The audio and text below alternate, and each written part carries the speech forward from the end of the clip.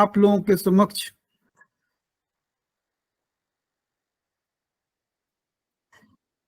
G.R.. Malkani के दार्शनिक अवदान पर अपनी बात प्रस्तुत करना चाहूंगा।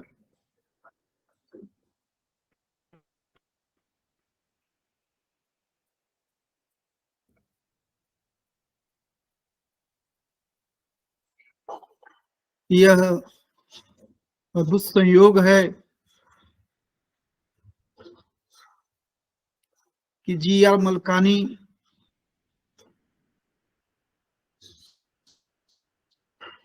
घनश्याम दास रतन मलकानी की चर्चा आज उनके अपने ही क्षेत्र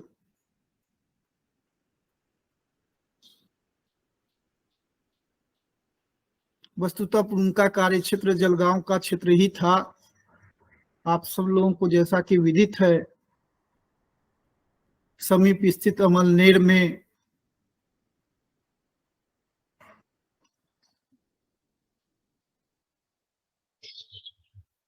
इंडियन इंस्टीट्यूट ऑफ फिलॉसफी से मलकानी जी उसकी स्थापना से लेकर के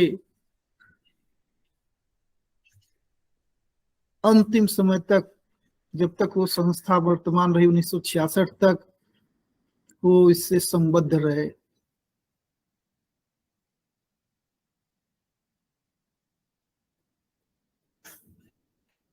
वास्तव में भारतीय दर्शन का जो इतिहास है या 20वीं शताब्दी में जो भारतीय दर्शन का इतिहास लिखा जाएगा तो उसको Indian Institute of philosophy Amalner के बिना नहीं लिखा जा सकता है या समझा जा सकता है।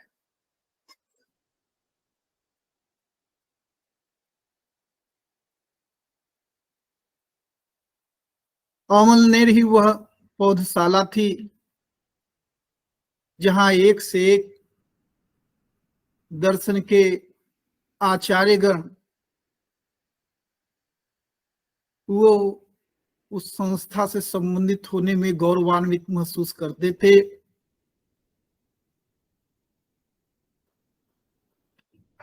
प्रोफेसर कृष्णचंद्र भट्टाचार्य से लेकर के दया कृष्ण तक एक लंबे विद्वानों की सूची है जो इंडियन इंस्टीट्यूट ऑफ फिलॉसफी से संबंधित रही है, अमलनेर से संबंधित रही है।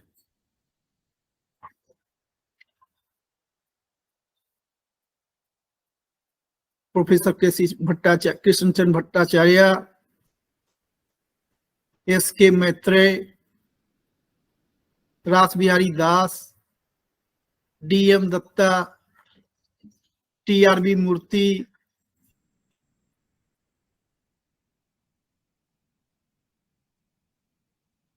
एन.बी. बनर्जी,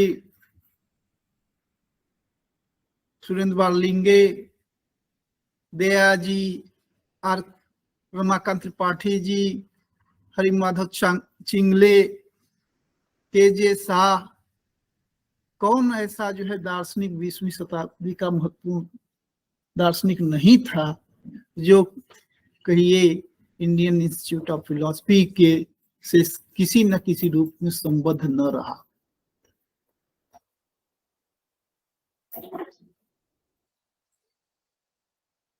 और बहुत आश्चर्य की बात है कि इस इंस्टीट्यूट को किसी सरकार के पैसे से खड़ा नहीं किया गया था।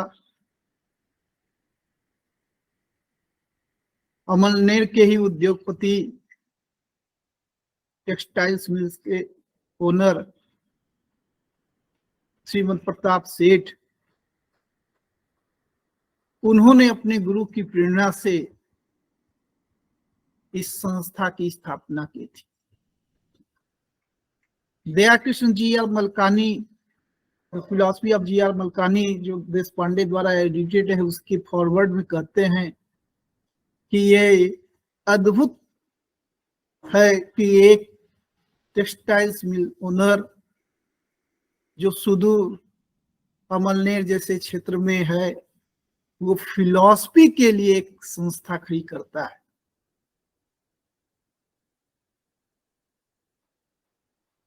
और ये ऐसी संस्था जो खड़ी की गई जो भारत में दर्शन के या कहिए फिलॉसफी के एकेडमिक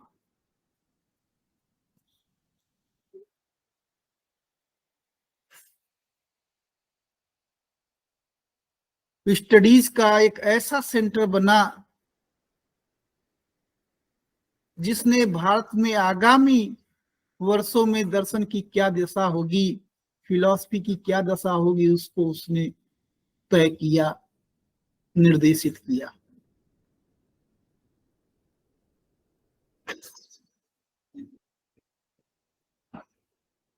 यूं तो इंडियन इंस्टीट्यूट ऑफ अमलनेर में जैसा कि बताया गया एक से एक विद्वान थे, लेकिन जैसा कि जॉर्ज बर्च कहते हैं कि इस इंस्टीट्यूट की आत्मा वस्तुतः वी.आर. मलकानी थे।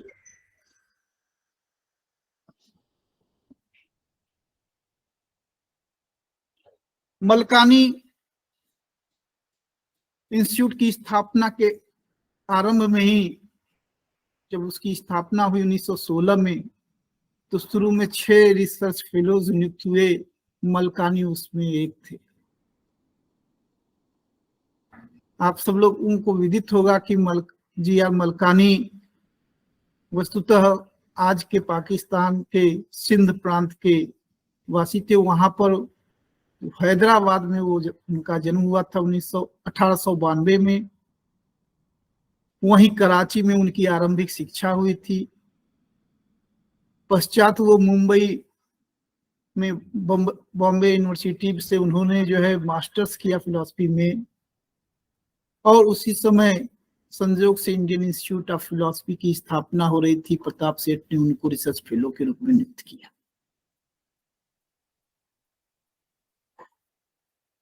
इंस्टीट्यूट की स्थापना ही भारतीय और पश्चिमी दर्शन के तुलनात्मक अध्ययन को प्रस्तुत करने के लिए हुई थी। इसके पीछे उद्देश्य था जो किस तरह से भारतीय दर्शन को पश्चिमी दर्शन की पदावलियों में प्रस्तुत किया जाए, और ऐसा करते हुए भारतीय दर्शन की जो आधारभूत श्रेष्ठता है वह लोगों के सामने रखी जा सके। जाहिर है संस्थान के संस्थापकों का यह मत था कि भारतीय दर्शन की चरम परिणत अद्वैत वेदांत में होती है, और इस अद्वैत का कहीं ना कहीं अद्वैत वेदांत के दर्शन का कहीं ना कहीं सुव्यवस्थित अध्यापन, अध्ययन और प्रचार, यह भी संस्था के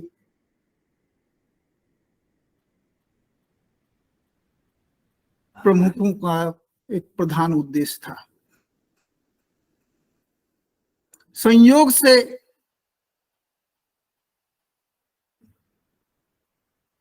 अद्वैत वेदांत के प्रति जो निष्ठा संस्थापक के हृदय में थी, उसकी पूर्ति करने के लिए उनको एक जी.आर. मलकानी के रूप में एक ऐसा दर्शन का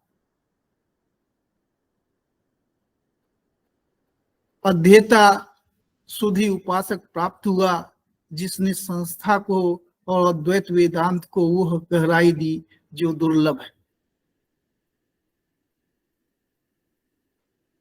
जी.आर. मलकानी को प्रताप सेठ ने फिर कैम्ब्रिज भेजा ताकि वो अपने दर्शन को और सुव्यवस्थित कर सकें, अपने दर्शन के अध्ययन को और व्यवस्थित कर सकें।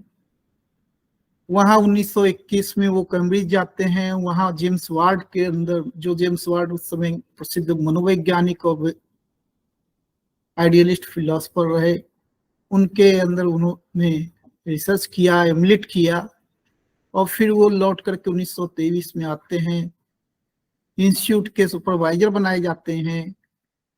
उसी समय इंस्टीट्यूट ने फिलोसफिकल क्वार्टरली नामक जर्नल को शुरू करने का निर्णय किया। यह एक अद्भुत निर्णय था।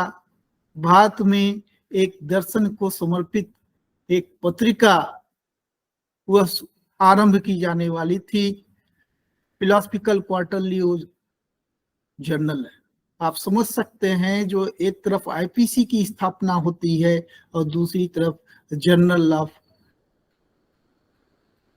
ये फिलोसफिकल क्वार्टरली, और मलकानी इस फिलोसफिकल क्वार्टरली के एडिटर बनाए जाते हैं। 1966 तक जब तक यह जर्नल चलता रहा, जाहिर है प्रताप सेठ के जीवन पर्यंत, तब तक मलकानी इस पत्रिका के संपादक रहे। बाद में जब K C Bhattacharya Indian Institute of philosophy के पहले डायरेक्टर बनाए जाते हैं, वो जब 35 में इस डायरेक्टरशिप से मुक्त होते हैं तो मलकानी उसके डायरेक्टर बनाए जाते हैं, और वो 66 तक वह उसके, जब तक संस्था रही वो उसके निदेशक रहे। मलकानी ने अद्वैत वेदांत पर कई एक पुस्तकें लिखी। देखा जाए तो उनकी सारी की सारी राइटिंग अद्वैत को ही समर्पित थी, क्योंकि उनका विचार था कि वास्तविक दार्शनिक सत्य जो है या वास्तविक दर्शन वह अद्वैत का ही दर्शन है। और इसलिए वो उन्होंने जो भी रचनाएं रची, जो भी उनकी जो अधिक रचनाएं प्राप्त होती हैं, वह अद्वैत को लेकर के ही समर्पित है। उनकी महत्वपूर्ण रचनाओं में फिलॉसफी ऑफ द सेल्फ,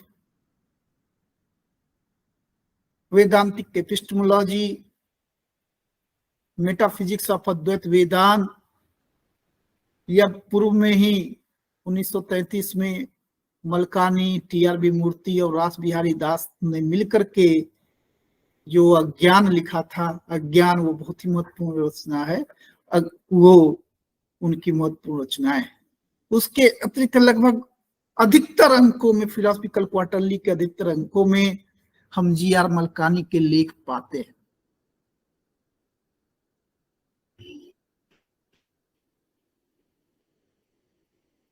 इन लेखों में जो कि शताधिक लेख हैं, 100 से अधिक लेख हैं, 25 लेखों का बहुत ही बढ़िया जो है वो संपादन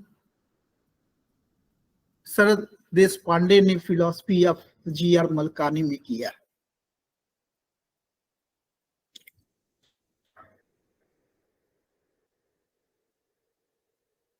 वस्तुतः देखा जाए तो इंडियन इंस्टीट्यूट ऑफ फिलॉसफी या जीआर मलकानी का मूल अवदान क्या है?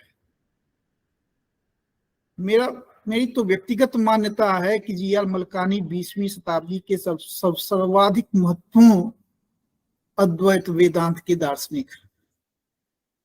अद्वैत में के प्रति जो निष्ठा मलकानी में प्राप्त होती है वो अन्यथा दुर्लभ। 20वीं शताब्दी के जो महत्वपूर्ण अद्वैत चिंतक हैं, चाहे सूर्य नारायण शास्त्री हो, स्वामी शास्त्री हो, टीएमपी महादेवन हो, या आनंद कृष्ण शास्त्री हो, स्वामी कृपात्री जी हो, महेशानंद गिरी जी हो, अखंडानंद सरस्वती हो, रघुनाथ शर्मा हो, देवस्वरूप मिश्र हो, पार्शनाथ गुरु जी हो, इन संगमलाल पांडे हो, इन सब आचार्यों में मलकानी की विशेषता यह है कि उनकी अद्वैत के प्रति जो निष्ठा वो अत्यंत प्रबल है। वो रेडिकल अद्वैतीन है, ऐसा कहा जा सकता है।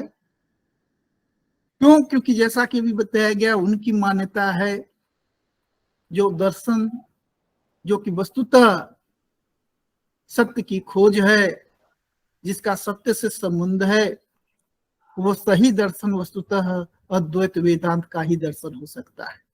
अद्वैत वेदांत ही उस सत्य तक पहुंच पाता है और कोई दर्शन नहीं।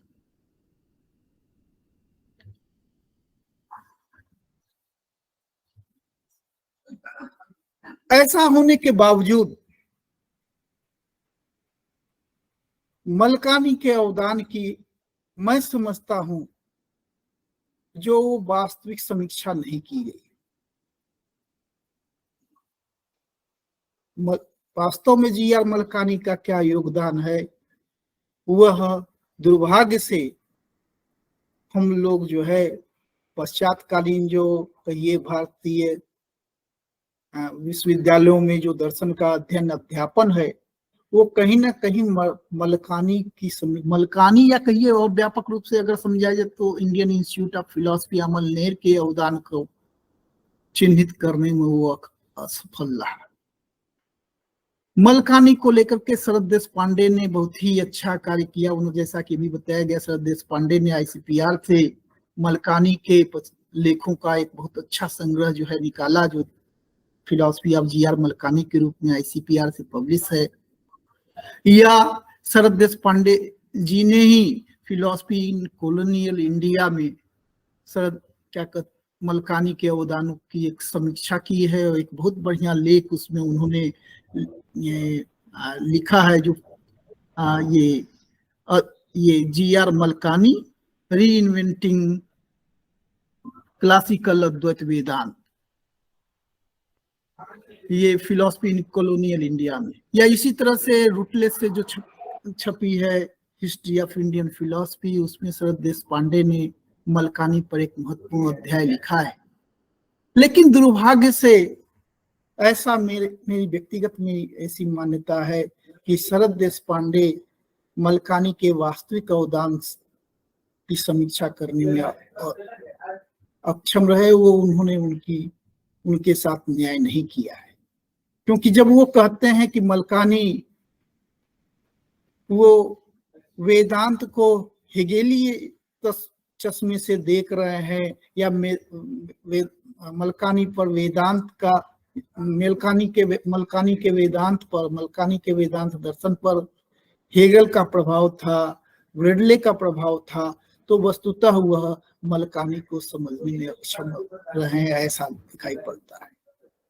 कहीं पर भी ऐसा नहीं कहा जा सकता है जो मलकानी जो है वो वेदांत को हेगेलियनाइज कर रहे हैं, जैसा कि जो है शरद देशपांडे कहते हैं। ये सही है कि अपनी रचनाओं में Malkani absolute, spirit, substance, attribute, idea, concept, इन सब का प्रयोग, डायलेक्टिक, इन सब का प्रयोग करते हैं। लेकिन इससे यह निष्कर्ष नहीं निकाला जा सकता है कि मलकानी अद्वैत वेदांत को हेगल के ढांचे में प्रस्तुत कर रहे हैं, या मलकानी वेदांत का हेगेलियनाइजेशन कर रहे हैं, जैसा कि शरद देशपांडे कहते हैं।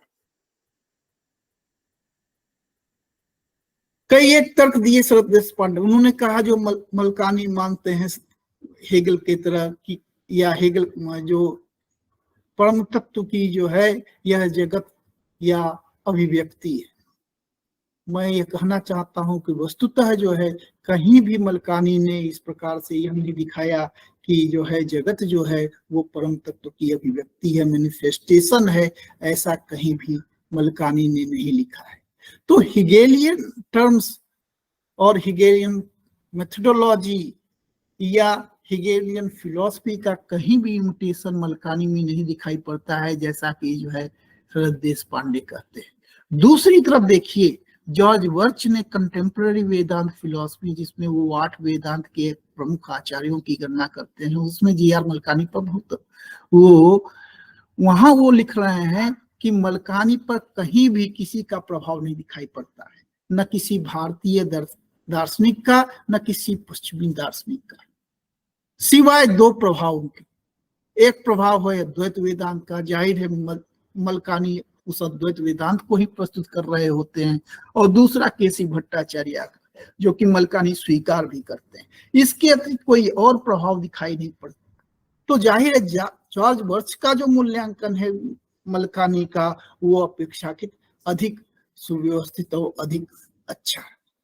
मतलब हमको मलकानी के वास्तविक अवदान को समझने के लिए, या मलकानी के माध्यम से इंडियन इंस्टीट्यूट ऑफ फिलॉसफी के जो नानाविध जो दार्शनिक थे वो वस्तुतः क्या कर रहे थे, उनके वास्तविक अवदान को समझने के लिए हमको ये देखना होगा कि 20वीं शताब्दी से पूर्व का जो भारतीय दर्शन है वो कैसा है। उसकी गति क्या रही। तो इस रूप में हमको ये समझना होगा जो 20वीं शताब्दी का जो समय है वह एक तरह से कहिए एकदम भारतीय दर्शन के इतिहास का एक युगांतरकारी मोड़। उससे पहले का जो दर्शन है वो संस्कृत में निबद्ध दर्शन है, तो सारी संस्कृत में निबद्ध दर्शन है। अब 20वीं शताब्दी के आचार्यों के सामने ये संकट है कि हम जो दर्शन के लोग हैं वो या कहिए भारतीय दर्शन जो है वह किस प्रकार का दर्शन है। Whether Indian philosophy is a closed system और it is still living system. क्या भारतीय दर्शन जो हम लोग जिसके वाहक हैं, संवाहक हैं 20वीं शताब्दी के आचार्यगण ये सोच रहे हैं कि वह जो है एक वो प्राचीन दर्शन है जो वस्तुतः 6 आस्तिक और 3 नास्तिक दर्शन, इनका जो है समुच्चय ही भारतीय दर्शन है, जिसका साहित्य जो है संस्कृत में प्राप्त होता है।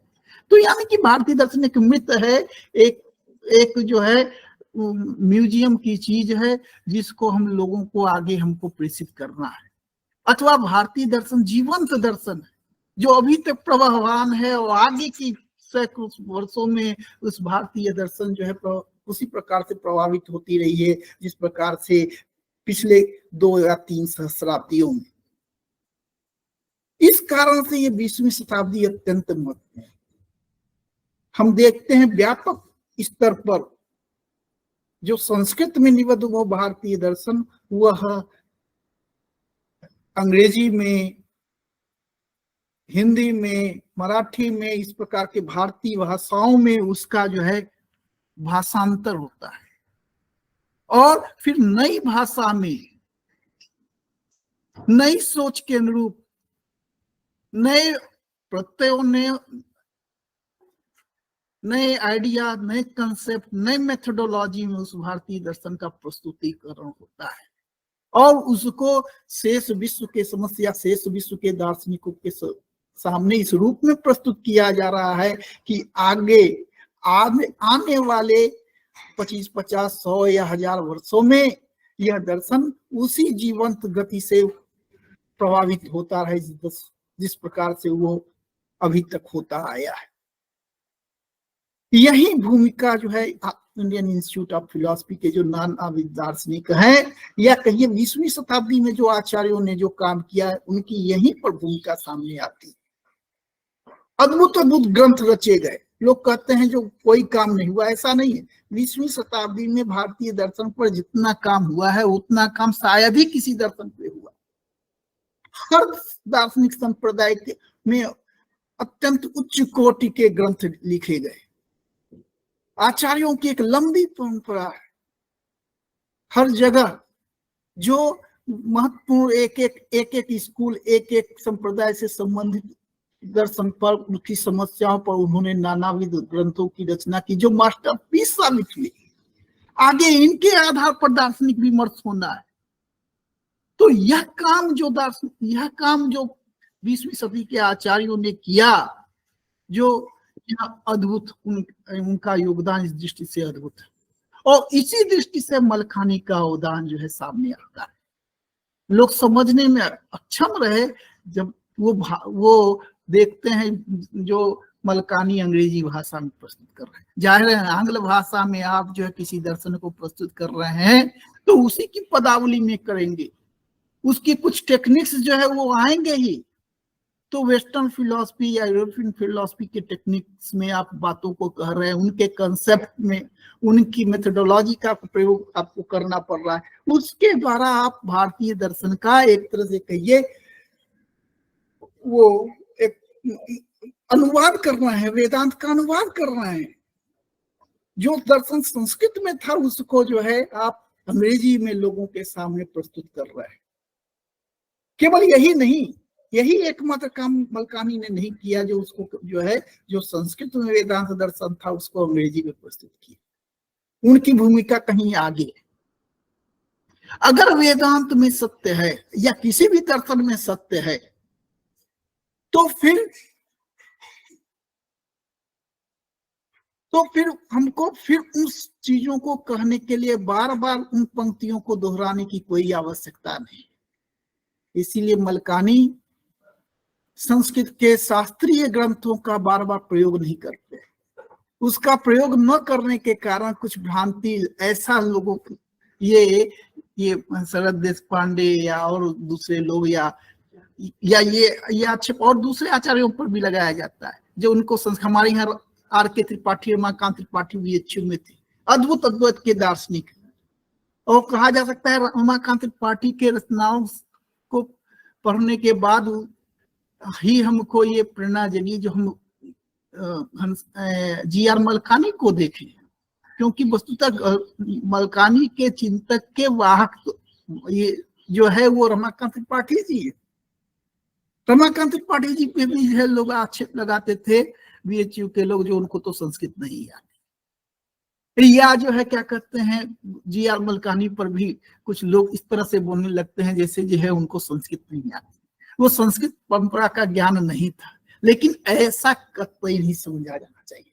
जो मूल परंपरा का जो अद्वैत वेदांत है, मूल परंपरा में जो अद्वैत दर्शन है, उसी अद्वैत दर्शन को मलकानी अंग्रेजी भाषा के माध्यम से प्रस्तुत कर रहे हैं। हाँ, उनके तर्क, उनकी जो विश्लेषण की प्रतिभा है वो और उसको पुष्ट करके नए नए तर्कों के साथ प्रस्तुत कर रहे हैं। क्योंकि उनका मानना है जो अगर हम दर्शन में सही ढंग से तर्क एवं बुद्धि का प्रयोग कर रहे हैं, विश्लेषण का प्रयोग कर रहे हैं, तो हम जिस सत्य तक पहुंचेंगे वह वेदांत का ही सत्य होगा, वो अद्वैत का ही सत्य होगा। वो एक अद्वितीय ब्रह्म तत्व की सत्ता है, एक आत्म तत्व की सत्ता है। उसके अतिरिक्त जो अनात्म परक यह जो जगत है वह मिथ्या है, और परम तत्व वस्तुतः आत्म स्वरूप ही है। यह जो अद्वैत की मान्यता है, इस मान्यता पर हम अगर दर्शन के विद्यार्थी सही ढंग से दार्शनिक चिंतन करेंगे तो कहीं भी, चाहे वह भारत का हो चाहे कहीं का हो, अगर सही ढंग से दर्शन के जो टूल्स हैं, जो मेथोडोलॉजी है, उनका अगर प्रयोग करेंगे तो अद्वैत के ही निष्कर्ष पर हम अंततः पहुंचेंगे, ऐसा मलकानी ने दिखाया। तो तर्क एवं बुद्धि के आधार पर हम अद्वैत दर्शन को स्थापित करना, यह मलकानी का एक बहुत बड़ा काम था। लेकिन जैसा कि ये हमको सतर्क रहना होगा, जो यह नहीं समझा जाना चाहिए जो कदाचित मलकानी एक नई बात कर रहा है। मलकानी कोई भी नई बात नहीं कर रहा है, वो बार बार कहते हैं हम मौलिकता का दावा नहीं करते, जैसे कि अन्य दूसरे आचार्य करते हैं। तो वो किसी मौलिक चिंतन का दावा नहीं करते, वह द्वैत दर्शन को ही वह स्थापित कर रहे हैं, जाहिर है अंग्रेजी में। तो यह जो इस मलकानी के समस्त प्रोजेक्ट पर यह प्रश्न उठाना कि यह वस्तुतः जो है अद्वैत की परंपरा से न्याय नहीं करता है, अद्वैत के सिद्धांतों का जो है वह प्रतिपादन नहीं करता है, क्योंकि उसमें अद्वैत की पंक्तियां अद्वैत के विभिन्न संप्रदायों को साक्ष्य के रूप में नहीं प्रस्तुत किया गया है। यह करके वस्तुतः ये मलकानी की घोर अद्वैत निष्ठा का अपमान करना होगा, ऐसा मैं समझता हूँ। वस्तुतः मलकानी ने किया जो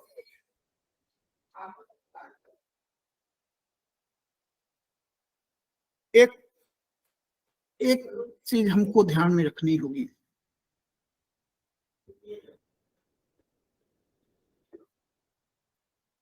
जो मलकानी के समय एक तत्व मीमांसा के प्रति व्यामोह वो दिखाई पड़ता है दार्शनिक जगत में। जो तत्व मीमांसा के निरसन की प्रवृत्ति हमको दिखाई पड़ती है। मेटाफिजिक्स आउटडेटेड हो गई है, ऐसी ऐसी सोच हमको दिखाई पड़ती है। मलकानी का मानना है जो वस्तुतः दर्शन की मूलभूत समस्या परम तत्व को समझना है, परम तत्व को जानना है। तत्व को जानना ही, तत्व का ज्ञान ही वह मूलभूत दर्शन की समस्या है। अब उस तत्व को कैसे जानेंगे? तो उस तत्व को जानने के लिए मलकानी कहते हैं जो वस्तुतः जो हम, और ये उनका विश्वास है, जो मेटाफिजिकल ट्रुथ जो है, मेटाफिजिकल ट्रुथ सर एटेनेबल, वो बार बार कहते हैं, जो हमको तत्वमीमांसी सत्यों तक हमारी पहुंच हो सकती है, हम उनको जान सकते हैं। तो कैसे जानेंगे? उसके लिए वो बताते हैं जो वस्तुतः जो दर्शन या ये तत्वमीमांसा क्या है, तो वो rational analysis of experience. Philosophy is really speaking rational analysis. Rational analysis of what? Not of appearance, but of experience. जो अनुभव की समीक्षा, अनुभव की समीक्षा कैसे हम जो है, अगर हम अनुभव की समीक्षा, दार्शनिक समीक्षा करें तो हम तत्व तक पहुंच सकते हैं, ऐसा मलकानी का कहना है। और अनुभव की समीक्षा करके वो क्या पाते हैं, अब बार बार मिलान कर सकते हैं किस प्रकार से वो अद्वैत वेदांत को ही प्रस्तुत कर रहा है।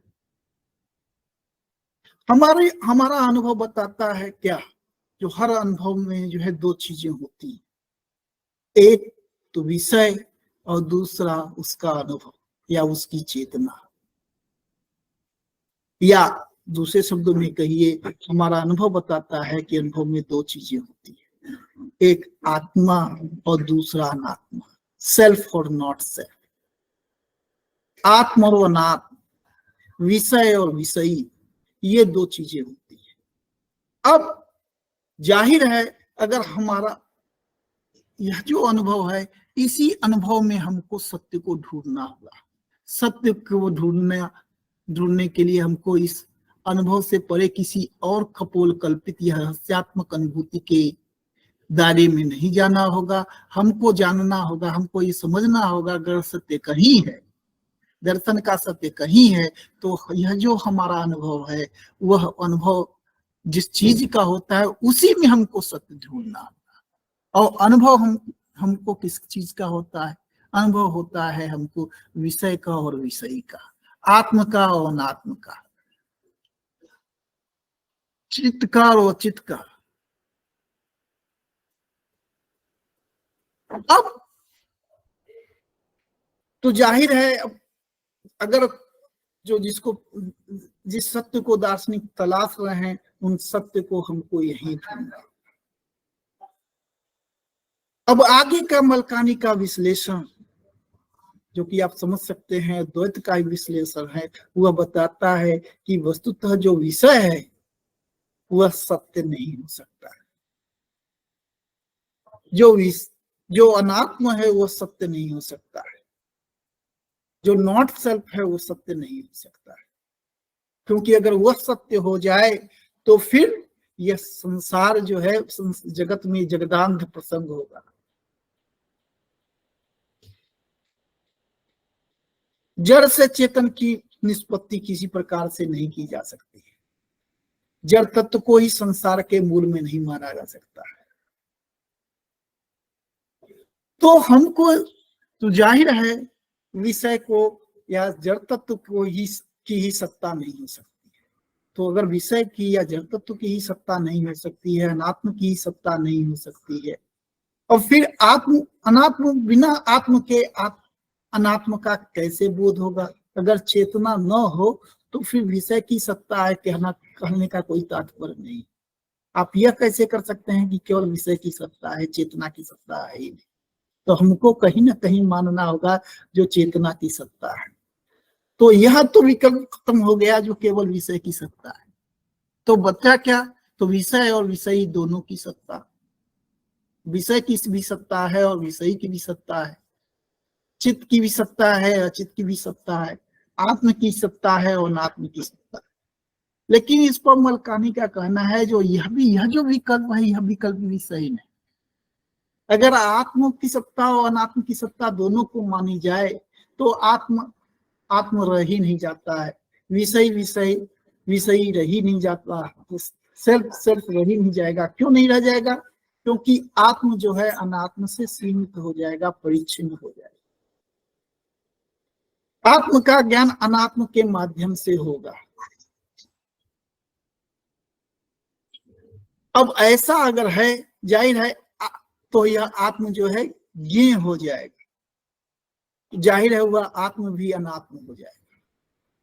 तो तब आत्म भी अनात्म हो जाएगा, इसलिए यह विकल्प करते भी किसी भी रूप में तो एक तीसरा विकल्प यह हो सकता है, जो आत्मा अनात्म का जो ऐक्य है, जो उनकी यूनिटी है, वह यूनिटी जो है उसकी सत्ता को माना जाए।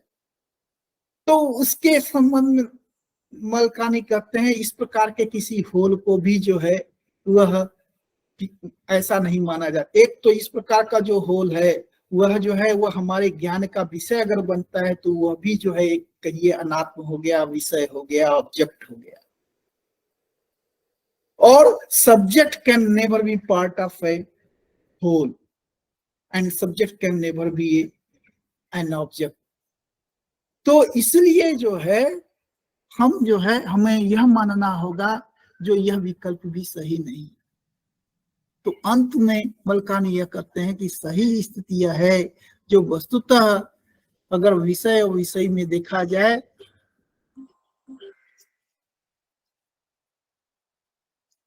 अंत में तो इसलिए यह जो मलकानी का कहना है जो वस्तुतः, और फिर देखा जाए विषय और विषय में विषय की सत्ता, आत्मा की सत्ता, यह सबको जो है यह सबके लिए सिद्ध है। कोई भी ऐसा नहीं है जो आत्म की सत्ता को नकारेगा। सर्वो ही आत्मस्तित्व प्रत्येक न नाहम अस्मि के ये निराकरता तदेव तस्य स्वरूप। तो वस्तुतः जो है जो आत्मा के अस्तित्व को नकारा जा ही नहीं सकता, आत्म के अस्तित्व को मानना ही होगा। और आगे मलकानी बताते हैं जो वस्तुतः इस आत्म की ही सत्ता है, इसके अतिरिक्त और किसी की सत्ता नहीं।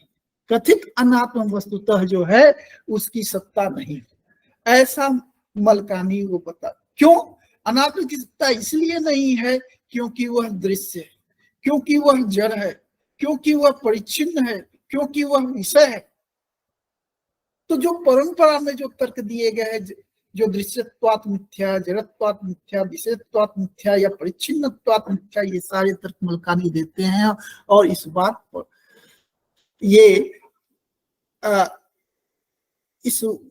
इस निष्कर्ष पर पहुंचते हैं जो वस्तुतः जो है सेल्फ की ही या आत्म की ही या चित्त तत्व की ही सत्ता है, अचित की सत्ता हो ही नहीं सकती है।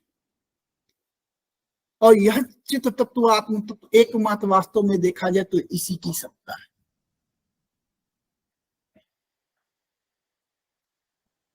इसको दूसरे ढंग से भी आप ऐसे समझ सकते हैं। ये समझना इसलिए आवश्यक है क्योंकि मलकानी के कई ये जैसा कि पीछे बताया गया, जो मलकानी पर सर्वाधिक प्रभाव केसी भट्टाचार्य का था, जो Indian Institute of philosophy Malkani से पूर्व निर्देशक थे। मलकानी की उनमें श्रद्धा भी है, वो उनके प्रभाव को स्पष्ट रूप से एक्नॉलेज करते हैं। वो कहते हैं अगर हम मेरी पुस्तक में वेदांतिक एपिस्टेमोलॉजी में, तो वो कहते हैं कि अगर मेरे बाद के 4 अध्यायों को कॉन्सेप्ट ऑफ फिलॉसफी में प्रस्तुत केसी भट्टाचार्य के विचारों से कोई अगर दिखाता है जो उसमें उनका प्रभाव है, तो मैं अपने को गौरवान्वित महसूस करूंगा। हालांकि मैं मानता हूं कि उसमें उस प्रकार का प्रभाव नहीं है, लेकिन अगर कोई दिखाता है तो निश्चित रूप से ये मेरे लिए अत्यंत गौरव का विषय होगा। तो आपको जाना होगा जो केसी भट्टाचार्य जब वो अमलनेर के दिनों में ही अमलनेर में थे इंस्टीट्यूट के डायरेक्टर, उन्हीं दिनों 1933 के इंडियन फिलोसफिकल कांग्रेस के जनरल प्रेसिडेंट के रूप में उन्होंने एक अद्भुत व्याख्यान दिया था, जो बाद में उसी फिलोसफिकल क्वार्टरली में 1934 में प्रकाशित हुआ। और आज पूरा दर्शन जगत जो है उस महत्वपूर्ण जो लेख है मलकानी केसी भट्टाचार्य का वो एक क्लासिक बन चुका है, सब लोग उससे परिचित। The absolute and its alternative forms। अब उस absolute and it's alternative forms जो 1934 में प्रकाशित हुई, जाहिर है मलकानी ये केसी भट्टाचार्य उन्होंने आईपीसी में दिया और वो जर्नल ऑफ फिलोसफिकल क्वार्टरली में छपी, और जो वहाँ रिसर्च फेलोज होते थे उनको वो लेक्चर देते थे।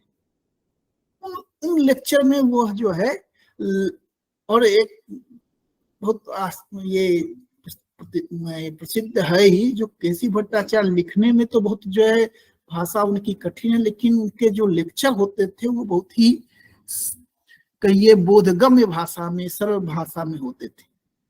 मलकानी उसकी प्रशंसा करने से नहीं हटाते, तो मलकानी, टी.आर. मूर्ति या और दूसरे जो फेलोज हैं वो उन लेक्चर्स को सुनते थे। तो 1934 में जब ये छपा, उसी के कहिए रिजवाइंडर के रूप में या उसी के आलोक में फिर टी.आर. मूर्ति का 1934 में ही लेख प्रकाशित हुआ, knowing, feeling and willing as functions of consciousness. या केसी ये जी.आर. मलकानी ने 4 लेख लगातार जो है लिखे, वो एब्सोल्यूट के नाम से, जो 1934 और 1935 में 4 लेख लगातार। उसमें वस्तुतः उन्होंने केसी भट्टाचार्य के इसी मान्यता को पकड़ा कि किस प्रकार से जो है ये, जाहिर है वो जो absolute and it's alternative forms में केसी भट्टाचार्य जो समस्या उठाते हैं या बताते हैं वो ये है कि philosophy starts with reflection. Philosophy starts with reflection, self reflection. और जो है ये जो दर्शन का उद्गम ही क्या होता है, तो ये जो है चेतना पर जो है, जब हम दर्शन क्या है, एक प्रकार से चित्त विमर्श है, चेतना पर विमर्श करना। और जब चेतना अपने पर विमर्श पाती है तो चेतना और उसके अंतर वस्तु में वह एक विशेष प्रकार का संबंध पाती है। इस संबंधों की व्याख्या 3 ढंग से की जा सकती है। एक ढंग यह हो सकता है कि चेतना को प्रमुखता दी जाए, एक ढंग यह हो सकता है कि विषय को प्रमुखता दी जाए, और एक ढंग यह हो सकता है कि चेतना और विषय के इस अंतर संबंध को प्रमुखता दी जाए। इन तीनों ढंगों के अनुरूप 3 अलग अलग एब्सोल्यूट होते हैं। एक या कहिए ये तीनों जो ढंग हैं वो अलग अलग चेतना के स्थितियों के 3 अलग अलग ढंग हैं।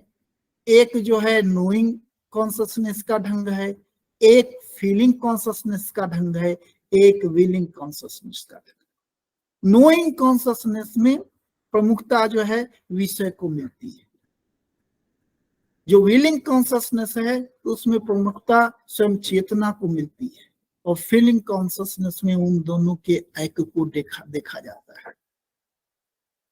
तो जाहिर है इन तीनों के जो एब्सोल्यूट हैं वो अलग अलग होंगे। नोइंग कॉन्शसनेस का जो एब्सोल्यूट होगा वो ट्रुथ होगा, जो विलिंग कॉन्शसनेस का एब्सोल्यूट होगा वो फ्रीडम होगा, और जो फीलिंग कॉन्शसनेस का एब्सोल्यूट होगा वो वैल्यू होगा। ऐसा जो है केसी भट्टाचार्य ने उसमें दिखाया। तो वस्तुतः जो हमारा जो चेतना पर जो विमर्श है वह चेतना और उसके विषय के बीच में जिस संबंध को बताता है, केसी भट्टाचार्य का कहना है वो संबंध एक प्रकार का जो इनडेफिनिट डिस्टिंक्शन का होता है। दर्शन का काम है ये जो अनिश्चितता है या जो द्वैत है, या उसको वो एक लिए इम्प्लीकेशनल डुअलिज्म शब्द का प्रयोग करते हैं। जो चेतना एक तरफ से चेतना जो है वह विषय की होती है, विषय से संबंधित भी होती है, और ये फिर चेतना और विषय अलग अलग भी होते हैं, यही इनका डुअलिज्म। लेकिन यह डुअलिज्म वेग किस्म का है। तो दर्शन का काम क्या है, इसी वेगनेस को और क्लियरिफाई करना, जो इंडेफिनिट है उसको डिफाइन करना, और जब डिफाइन किया जाएगा तो शुद्ध वस्तु का स्वरूप क्या होगा, शुद्ध चेतना का स्वरूप क्या होगा, शुद्ध संबंध का स्वरूप क्या होगा, यह जो है सामने आएगा। तो शुद्ध वस्तु का स्वरूप क्या होगा, ज्ञान में जो शुद्ध वस्तु का स्वरूप क्या होगा, जिसमें चेतना बिल्कुल न हस्तक्षेप करे। तो वस्तु का स्वरूप अगर हम देखेंगे तो ऑब्जेक्ट का स्वरूप वस्तुतः क्या होगा, सेल्फ एविडेंट का होगा, सेल्फ एविडेंट ट्रुथ का होगा, स्वप्रकाशमान जो है सत्य का होगा, जो चेतना के हस्तक्षेप से, ज्ञान के हस्तक्षेप से पूरी तरह से मुक्त होगा। यही ज्ञान का आदर्श है, जो वो अपने को, ज्ञान का आदर्श क्या है, तो जो वस्तु जो है वो पूरी तरह से ज्ञान से मुक्त होकर के अपने स्वरूप को स्पष्ट कर दे। तो यह जो स्वयं सिद्ध या स्वयं प्रकाश वस्तु का स्वरूप है, यही जो है आदर्श होगा ज्ञान का, ट्रुथ जो है। और भाव ये क्या करते हैं, चेतना का आदर्श क्या होगा, कॉन्शसनेस का आदर्श क्या होगा, तो उसका आदर्श होगा जो वो विषय के प्रभाव से अपने को अलग करना, वह होगा क्या कहते हैं, कहिए जो शुद्ध स्वतंत्रता की जो स्थिति होगी वह ऐसी स्थिति होगी। बहरहाल तो मैं उसके डिटेल में नहीं आऊंगा, मैं इतना ही कहना चाहूंगा, जो एक प्रकार के इम्प्लीकेशनल डुअलिज्म का जो संबंध है वह मलकानी पाते, सॉरी केसी भट्टाचार्य पाते हैं कॉन्शसनेस और उसके कंटेंट के बीच में। कॉन्शसनेस और कंटेंट के बीच जो रिलेशन है वह इम्प्लीकेशनल डुअलिज्म का है या इनडेफिनिट डिस्टिंक्शन का है, ऐसा केसी भट्टाचार्य कहते हैं। अब यह दायित्व दर्शन का है, जो यह जो इनडेफिनिटनेस है, यह जो अनिश्चितता है, या यह जो डुअलिज्म है, वह उससे मुक्त हो। यह मुक्त जो है, यह मुक्ति अलग अलग जो है किस प्रकार से हो सकती है, उसके लिए वो जो है वो अल्टरनेटिव फॉर्म्स ऑफ एब्सोल्यूटिज्म प्रस्तुत करते हैं। एब्सोल्यूट के 3 अलग अलग फॉर्म हो सकते हैं, एक जो है ट्रुथ का, एक फ्रीडम का, और तीसरा वैल्यू का, ऐसा वो दिखाते हैं। और ये तीनों जो है अलग अलग नोइंग कॉन्शसनेस के, विलिंग कॉन्शसनेस के और फीलिंग कॉन्शसनेस के होंगे। मलकानी का कहना है, जो यह जो आप समझ रहे हैं, देखिए ये इस मामले में मलकानी एक तरह से कहिए, जैसा कि भी बताया गया, जो उनकी शुरू से ही एकमात्र निष्ठा द्वैत के प्रति थी। तो उनको कोई भी चीज ऐसा स्वीकार्य नहीं है जो अद्वैत के खिलाफ जाए। अब यह जो केसी भट्टाचार्य की अवधारणा है, जो एब्सोल्यूट जो है वह अलग अलग हो सकता है। क्यों एब्सोल्यूट को जो है हम केवल यह समझें कि जो वेदांत का जो ब्रह्म है वही एब्सोल्यूट हो सकता है। एब्सोल्यूट वस्तुतः जो है नागार्जुन का जो शून्य है वह भी एब्सोल्यूट हो सकता है। जो क्या कहते हैं विज्ञानवादी, जो योगाचार आइडियलिस्ट हैं, उनकी जो विज्ञप्ति मात्रता है वह भी एब्सोल्यूट हो सकता है।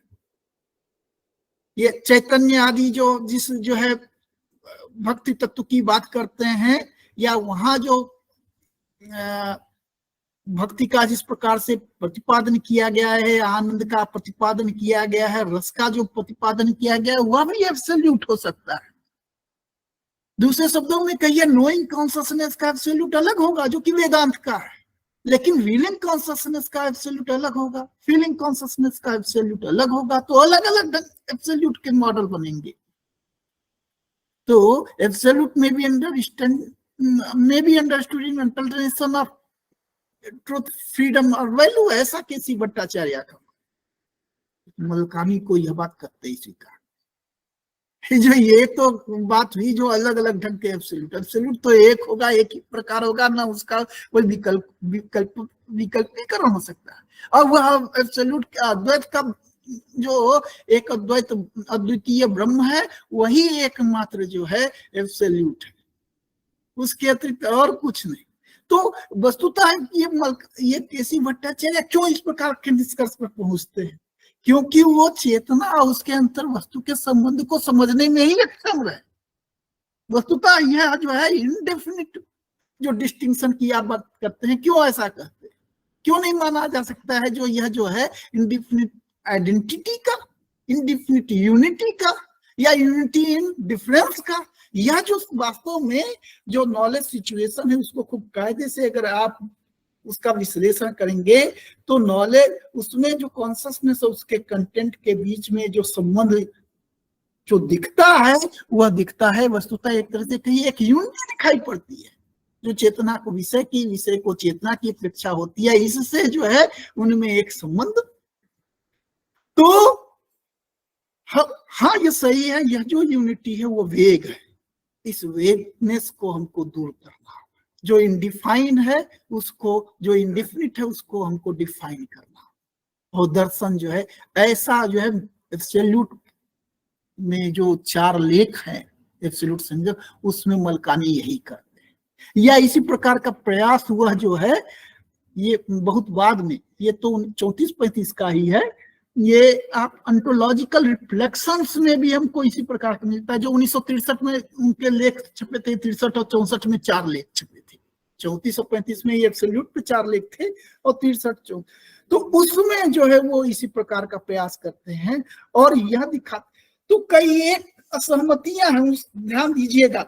ये कहने में इतना प्रभाव केसी भट्टाचार्य का अपने या कहिए जो है ये शिष्य तुल्य ये जो फेलोज थे या फैकल्टीज थे उन पर था, जो वो लोग उनकी बात को एक तरह से कहिए बाइबल की तरह मानते थे। तो मूर्ति आदि ने तो हस्तक्षेप नहीं किया, लेकिन केसी भट्टा नहीं, जी.आर. मलकानी ने उसी समय मतलब जो है अपनी असहमति एब्सोल्यूट नामक लेख में डाल दी। बहुत बाद में 1953 में, जब एक तरह से आप समझ सकते हैं केसी भट्टाचार्य जब नहीं रहे, तभी मूर्ति यह इस बात को स्वीकार करने में सक्षम हुए कि जो वस्तुतः जो एब्सोल्यूट है वो तो एक ही। तो हालांकि ये क्लेरिफाई कर दिया जाए, जो केसी भट्टाचार्य कहीं भी ये नहीं कहते हैं जो एब्सोल्यूट जो है 3 होते हैं। वस्तुतः एब्सोल्यूट को न तो 1 कहा जा सकता है न 3 कहा जा सकता है। Alternation of absolute is different from वो जो है ये जो 3 एब्सोल्यूट्स आर 1 एब्सोल्यूट। वस्तुतः जो है एब्सोल्यूट जो है ये जो ऐसा केसी भट्टाचार्य, लेकिन जब केसी भट्टाचार्य की बात आएगी तब ऐसा कहा जाएगा। बहरहाल तो अभी हम यही देखते हैं जो ये जी.आर. मलकानी को यह करते ही स्वीकार। अन्य भी असहमतियां हैं, क्या कहते हैं जी.आर. मलकानी से, जी.आर. मलकानी की केसी भट्टाचार्य से, जो उनका प्रोजेक्ट है स्पिरिचुअल ये ट्रांसेंडेंटल साइकोलॉजी का या साइकोलॉजिकल स्टडीज के माध्यम से जो है आप जो है आत्मा के अध्ययन या कहिए आत्म के या चेतना के अध्ययन की जो केसी भट्टाचार्य की जो ये प्रविधि है साइकोलॉजिकल स्टडीज की, जिसमें जो है वह जो आत्मा के नानाविध जो स्टेट्स हैं, स्टेजेज ऑफ सोल या स्टेट्स ऑफ सोल या केसी टी.आर.वी. मूर्ति आदि जो अपना कहते हैं जो फंक्शंस ऑफ कॉन्शियसनेस। वस्तुतः देखा जाए तो ये क्या है, पूरा का पूरा ये कॉन्शियसनेस, ये जो आप कहा जा सकता है जो नोइंग फीलिंग वीलिंग वाला जो मॉडल है केसी भट्टाचार्य का, वो पूरा कांटियन मॉडल है, वो फैकल्टी साइकोलॉजी पद है। लेकिन साइकोलॉजी जो है वह अलग है। हमारे माइंड के फंक्शन किसका होगा? कॉन्शियसनेस का फंक्शन थोड़ा होता है। फंक्शंस तो वस्तुतः माइंड का ना होता है, और माइंड से अलग है कॉन्शियसनेस। तो ये चेतन विलिंग कॉन्शियसनेस, फीलिंग कॉन्शियसनेस या नोइंग कॉन्शियसनेस की आप जो बात करते हैं, नोइंग विलिंग फीलिंग, ये वस्तुतः कॉन्शियसनेस के उस प्रकार के फंक्शन है ही नहीं। ये वस्तुतः जो मेंटल कॉन्शियसनेस का फंक्शन है, माइंड का फंक्शन है। कॉन्शियसनेस तो इससे अलग है। इसलिए जो ये त्रिविध निरपेक्ष की जो अवधारणा होती है या जो वैकल्प में ये जो अल्टरनेटिव फॉर्म्स ऑफ एब्सोल्यूट की आप जो बात करते हैं, यह कहना जो है सही नहीं होगा। बहरहाल तो चलिए हम जो है बात जो कह रहे थे वहां वहां बात कह करके हम जो है, ये बहुत ही अद्भुत जी.आर. मलकानी का चिंतन है, हम उसको समेटेंगे। जो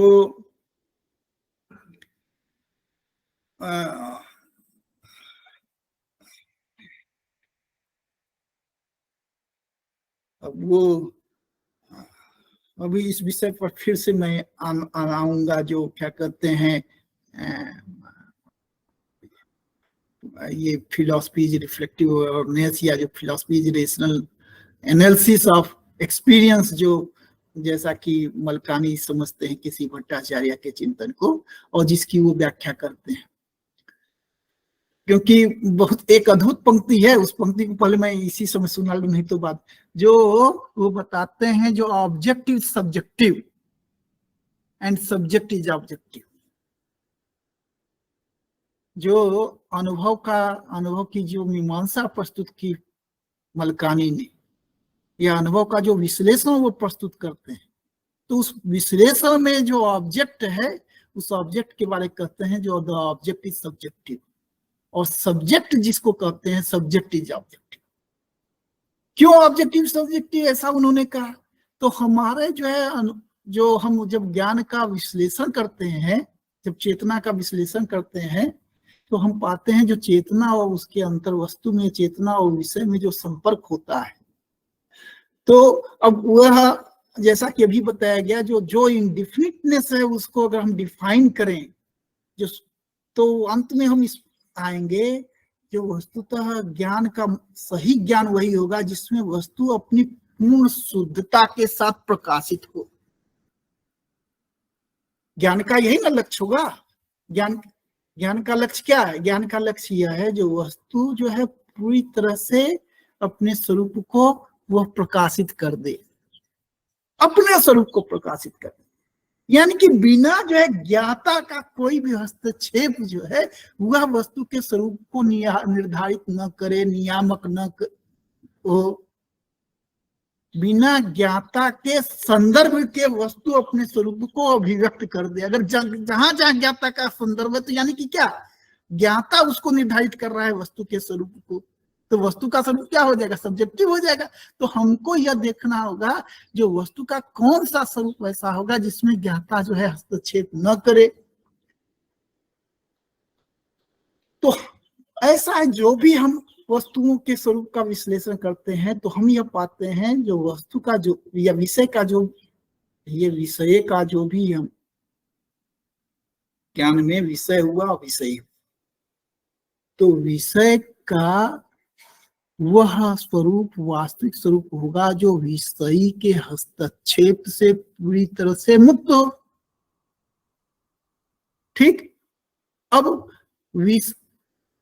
हम जब जो है अपने नानाविध विषयों पर गौर करते हैं, तो पाते हैं कि इस प्रकार जब भी हम जो भी विषय होते हैं, न केवल भ्रम का विषय, न केवल हेलुसिनेशन का, न इल्यूजन का, न इमेजिनेशन का, बल्कि हमारे परसेप्शन और इन्फ्लुएंस के जो ऑब्जेक्ट बनते हैं, वहां पर भी, उन विषयों पर भी आप गौर कीजिए, तो वो भी जो है वो भी ज्ञाता से, ज्ञाता के मन से या चेतना से निर्धारित होते हैं। तो विषय का जो है वह स्वरूप हमको प्राप्त ही नहीं होता है जो चेतना के हस्तक्षेप से पूरी तरह से मुक्त हो। तो जिसको वस्तुतः ऑब्जेक्ट कहते हैं, वो तो ऑब्जेक्ट हमेशा क्या है? That is in relation with the subject, that is in reference with the subject, that's why that is subjective. और जो भी सब्जेक्टिव है वो क्या हुआ? We can deduce that is false. Subjective is false, ये इस पर जो है, ये जो है किसी भट्टाचार्य का 1932 में लिखा। यह भी इस लेख का भी बहुत दूरगामी प्रभाव पड़ा जो है बाद के चिंतकों पे। तो अब यह जो है, तो जाहिर है यह ऑब्जेक्ट क्या है? Object is the object for consciousness, for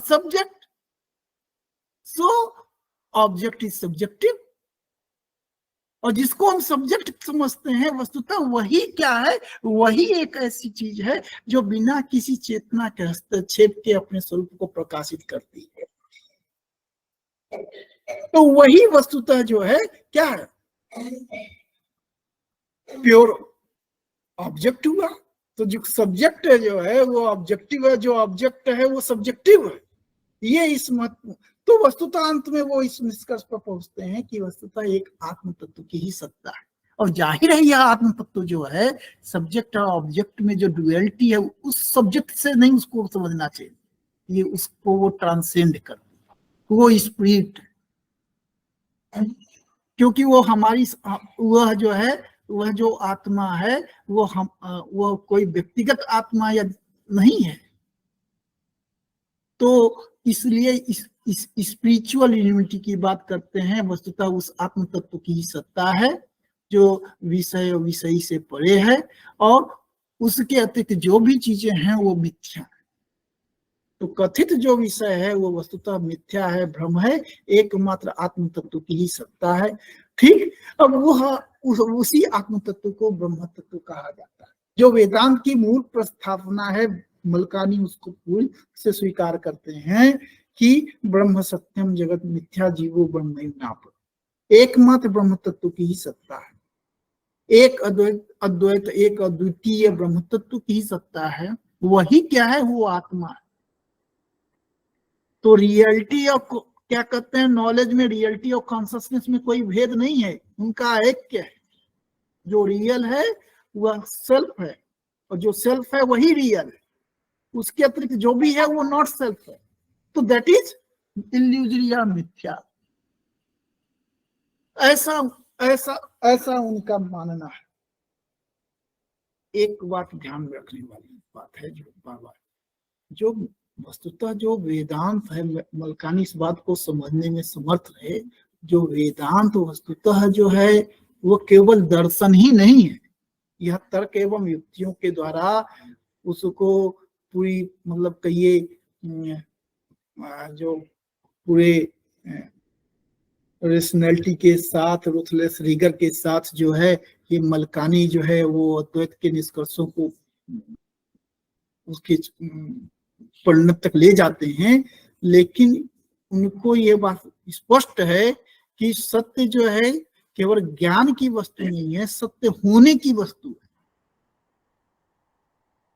तो जो अंत में जो रियलिटी और कॉन्शियसनेस जो है वह क्या है, उनकी यूनिट की वो बात करते हैं। तो अगर उसकी यूनिटी की बात करते हैं तो वस्तुतः दर्शन जो है वह एक तरह से कहिए ज्ञान की ही चीज नहीं हो गई, दर्शन होने की चीज हो गई। इसलिए वेदांत, और वेदांत तो विशेष रूप से वेदांत फिलॉसफी जो है या वेदांत जो है दर्शन, वह क्या है, वो दर्शन भी है और धर्म भी, या कहिए व्यापक रूप से एक धर्म की के अंतर्गत है। ऐसा जो है खूब अच्छे ढंग से जॉर्ज बर्च ने तो बहुत ही बढ़िया ढंग से कंटेम्प्रेरी वेदांत फिलॉसफी में दिखाया मलकानी के मत को। और वेदांत की एपिस्टेमोलॉजी में जो है या जो है फिलॉसफी ऑफ सेल्फ में जी.आर. मलकानी जो है इसको खूब और अच्छे ढंग से ये दिखाते हैं, जो किस प्रकार से जो है वेदांत जो है वह वस्तुतः केवल फिलॉसफी नहीं है, वह धर्म है। दो कारणों से धर्म है, क्योंकि इसलिए धर्म है जो वेदांत, एक तो यह दर्शन है, तर्क एवं बुद्धि पर आधारित है, ठीक, लेकिन जो इसकी मूलभूत मान्यताएं हैं, जो भी वेदांती होगा वह श्रुति को प्रमाण के रूप में मानता है, वेद को प्रमाण के रूप में मानता है, या कहिए हम जो है being Vedanti we believe in the क्या कहते हैं वो जो प्रस्थानत्रय, तो श्रुति स्मृति और क्या उपनिषद, ये श्रुति स्मृति और ब्रह्मसूत्र में जो कहा गया है उसको हम मानते हैं। तो यह जो वेदांत का पक्ष है, और यह जो पक्ष है जो सत्य केवल होने की चीज, सत्य केवल जानने की चीज नहीं होने की चीज है, वह वेदांत को एक व्यापक रूप से एक धर्म के रूप में स्थापित करता है। और ये मलकानी ने तो उसके स्टेजेस को दिखाया, how the absolute is first desired, then learned, then proved, then experienced, and finally enjoyed. इस प्रकार से 5 चरण उन्होंने बताया है, जो किस प्रकार से 3 चरण से तो सब लोग श्रवण मनन निधिध्यासन, और अंत में चौथा जो है ले लीजिए मोक्ष, और उससे पूर्व जो है, श्रवण से पूर्व जो है, जो प्रीरिक्विजिट है, ये कहिए जो है साधन चतुष्टय से युक्त होना। इस प्रकार 5 चरणों में उन्होंने प्रस्तुत किया है। क्या कहते हैं, जो ये देखिए, ये भी पिछले बार भी जो हम आए थे लेक्चर, उसमें चर्चा हुई थी। वस्तुतः अद्वैत वेदांत को किस रूप में लिया जाए, इसको लेकर के 3 मत है, या कहिए जो तीनों रूप में लिया जा सकता है। जो अद्वैत वेदांत को जो है हर्मेनेटिक्स के रूप में हम लोग समझ सकते हैं, श्रुति की मीमांसा के, श्रुत्यर्थ मीमांसा के रूप में समझा जा सकता है, वेदार्थ मीमांसा के रूप में। वेदांत दर्शन क्या है? वो वेदार्थ की मीमांसा करता है, श्रुति की मीमांसा करता है। ब्रह्मसूत्र सांकर वास्य वस्तुतः क्या, या ब्रह्मसूत्र ही क्या है? जो श्रुति में प्रस्तुत है उसी को उपस्थापित कर रहा है, उसी की मीमांसा कर रहा है। तो शारीरिक मीमांसा वस्तुतः वेदार्थ मीमांसा है, श्रुत्यर्थ मीमांसा है, जिसमें आप यह दिखाते हैं जो वस्तुतः श्रुतियों में क्या कहा गया है। तो एक मीमांसा जो है, जो जैमिनी और सबर करते हैं, उससे अलग जो है ये बादरायण और शंकर की मीमांसा है। जो मीमांसा यह कहती है जो वस्तुतः श्रुति का प्रतिपाद्य जो है वह एक अद्वैत ब्रह्म तत्व का प्रतिपादन करना है, वह ब्रह्म तत्व, और यह जो आत्मा है वह ब्रह्म है। तो इसका प्रतिपादन करना जो है यह है। तो वेदांत वस्तुतः हर्मेनेटिक्स है, यह एक प्रस्थापन। दूसरे लोग जो है, जो जिस पर जो मलकानी जिसके जो है, हालांकि हम लोग अब देख सकते हैं जो पूर्व की बातों से, जो वस्तुतः फिलॉसफी ऑफ हर्मेनेटिक्स, यद्यपि मलकानी जो है वो बार बार वेदांत की, वेद की पंक्तियों का उदाहरण नहीं दे रहे हैं, उसकी व्याख्या नहीं कर रहे हैं, लेकिन उसको लोकेट कर रहे हैं, वो पूरा का पूरा कहाँ जो है श्रुतियों को रखा जा सकता है वेदांत की सरणी में, उसको तो वो बता ही रहे हैं। लेकिन वस्तुतः मलकानी का वास्तविक उदाहरण है जो वेदांत क्या है, तो प्रॉपर वर्क ऑफ रीजन है। वस्तुतः प्रॉपर वर्क ऑफ रीजन, अगर आप तर्क का सही ढंग से उपयोग करेंगे तो आप वेदांत के सत्यों तक पहुंचेंगे।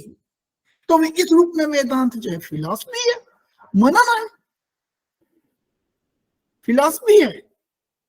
तो वेदांत जो है हर्मेनेटिक्स है, कि वेदांत एक फिलॉसफी है, कि वेदांत वस्तुतः जो है न हर्मेनेटिक्स और फिलॉसफी यही नहीं, वस्तुतः वेदांत क्या है, तो परम धर्म है।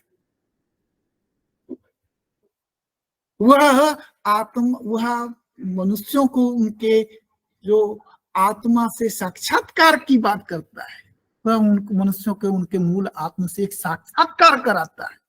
तो वस्तुतः वेदांत जो है वो धर्म है। तो इन 2 चीजों को तो मलकानी ने अच्छे ढंग से समझाया। जो दूसरा जो वेदांत फिलॉसफी है, वेदांत जो है वो रिलीजन है, और ये वेदांत जो है हर्मेनेटिक्स है।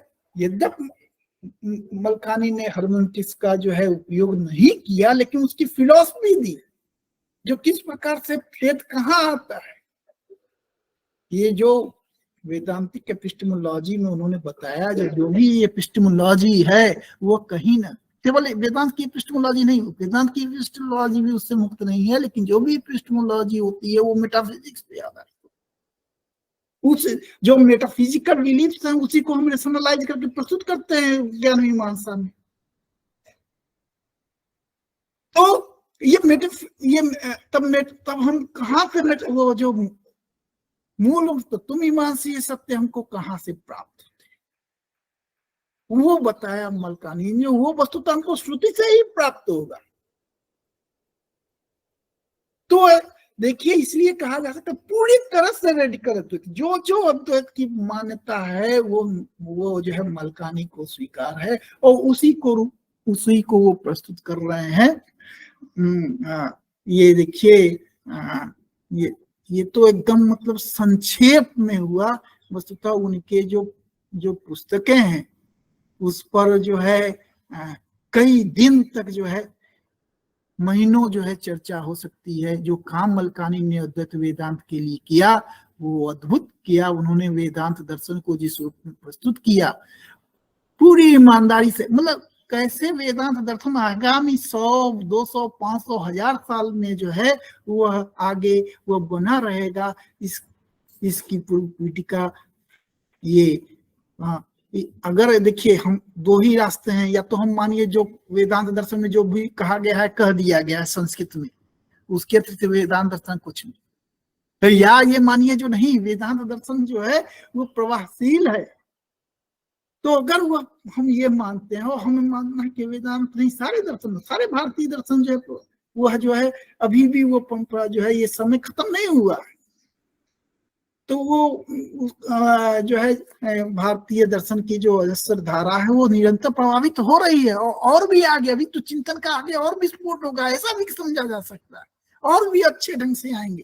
तो उसके लिए हमको जानना होगा, उसको नई पदावलियों में, नए शब्दावलियों में, नई पद्धतियों के साथ हमको इस रूप में प्रस्तुत करना होगा, जो विश्व में जो और दर्शन है उसी दर्शन की भाषा में हमको जो है अपने दर्शन को रखना होगा। वही काम मलकानी ने किया, लेकिन अपनी निष्ठा के साथ, द्वैत की मूल निष्ठा के साथ उन्होंने कहीं भी समझौता नहीं किया। मैं इन्हीं शब्दों के साथ अपनी वाणी को विराम देता हूँ। आयोजकों के प्रति अत्यंत धन्यवाद प्रेषित करता हूँ कि उन्होंने ये अवसर दिया, जो मलकानी के पुण्य भूमि के निकट जो है होने का हमको वर्चुअल ही सही सौभाग्य प्राप्त हो। धन्यवाद।